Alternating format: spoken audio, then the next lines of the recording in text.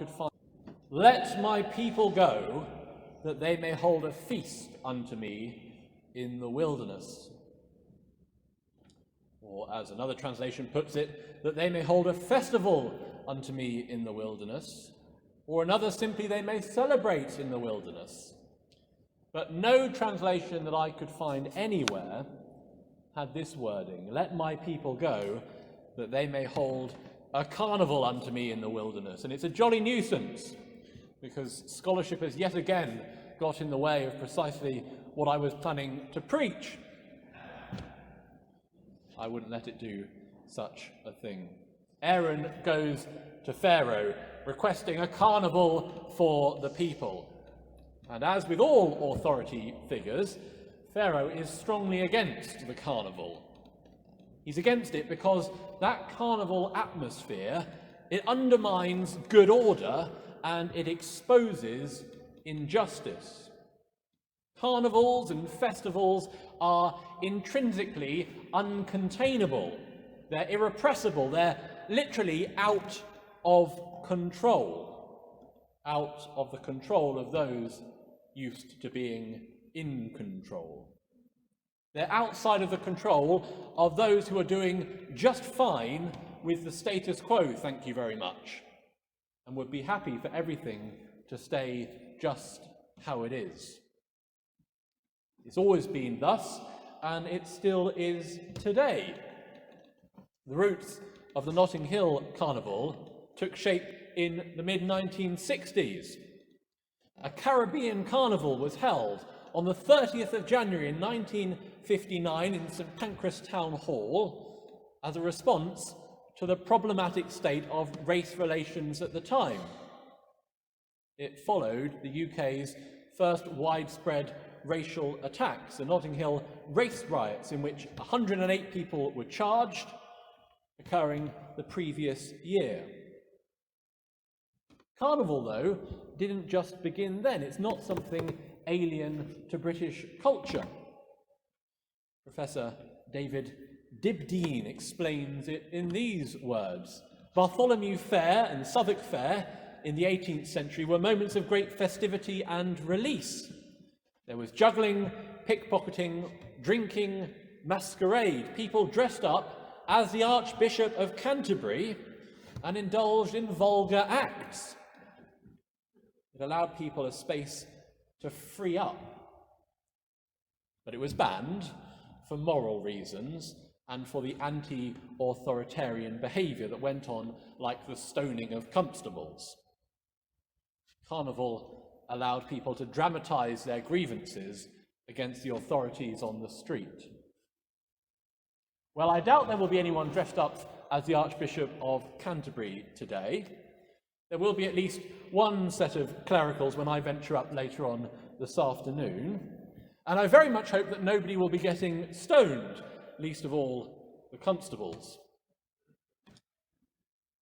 It wouldn't be right to draw much further comparison between the carnival taking place up the road and the festival that the Israelites desire to celebrate in the wilderness, but it is worth drawing out the way in which they both begin as opportunities to take aim at injustice.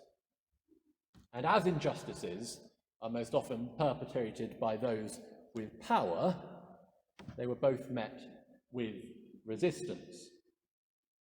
In the early days of the carnival here, it didn't have local authority permission, and so the initial police involvement was aimed at preventing the whole thing taking place at all.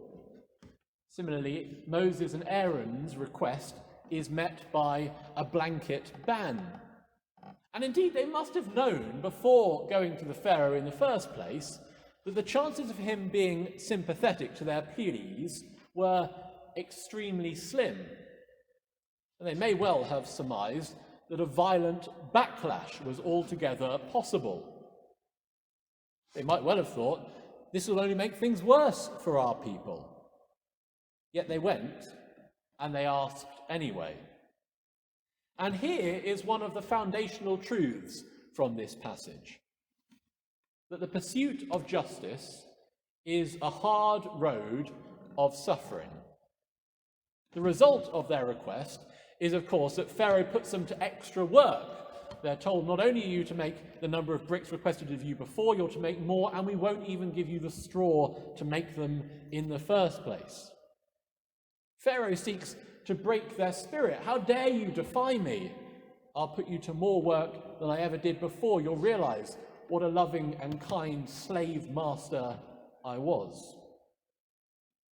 Even after they escape from their slavery in Egypt and they're wandering around in the wilderness, the people will look back on their captivity and they'll complain that conditions as slaves in Egypt were better than as free people in the wilderness. None of that, though, changes the fact that what Moses and Aaron do in coming to confront Pharaoh was the right thing to do. We are often put off from confronting the pharaohs in our lives because we know that they have the power to make our lives immeasurably worse than they are at the moment, as well as the power to make them better. And we fear that if we ask for justice, then we'll be met by harsh punishment. Our spirits will be broken. And we're not wrong. That's a common tactic of the Pharaoh, to come down with such harsh penalty as to suggest that the thing never ought to have been requested in the first place, and to make it such that it's never dared requested again. But even knowing that, it should not prevent us from pursuing righteousness and justice. Just as Pharaoh must have laughed in the faces of Moses and Aaron when they came, asking him whether they could take hundreds of thousands of people away into the wilderness for a festival, so too we can be frozen in our pursuit of justice because of our fear of being ridiculed. Injustice is perpetuated by making the alternative seem laughable and impossible. When we seek to bring about the changes that will help us to live in God's ways, we must be prepared to be mocked. That's not how things are done. I couldn't possibly allow you to do that. It goes against all that we stand for. It takes an enormous amount of courage to stand up as Moses and Aaron did. And remember that Aaron is there in the first place because when God has commissioned Moses with this task, Moses has said, but I'm really bad at public speaking and I'm very frightened of saying anything in front of anyone. And so God says, well, all right then, you can have Aaron come along with you and be your mouthpiece. Nevertheless, it takes an enormous amount of courage to stand in defiance of those who wield power over you and petition for justice. There's a second side to this, and it's noticing those times when we're not following in the steps of Moses and of Aaron, as much as we have a national propensity to see ourselves as the plucky underdogs. Many of us actually occupy often the role of Pharaoh, the one who wields power over others. It's often we who are quite comfortable with the status quo. Our authority is the one threatened by the carnival atmosphere, the people unpredictable and out of control. It's often we who are the gatekeepers. And here we're in need of self-examination. Do we make others' requests sound foolish? Do we, as Pharaoh did, stand in the way of God's people as they seek to do his will? Do we laugh in the face of calls for justice, branding them as outrageous and far-fetched? Do we quash anything that might have a negative impact on us? Do we punish others with hard labour for thinking they could defy us? It takes quite some courage to stand up as Moses and Aaron did, and it takes quite some courage,